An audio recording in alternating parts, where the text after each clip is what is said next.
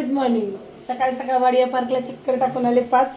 त्याच्यामुळे आले आले प्रचंड भूक लागते. जातानाच सोया भिजायला घातलं होतं, पाणी काढून टाकलं त्याच्यातलं.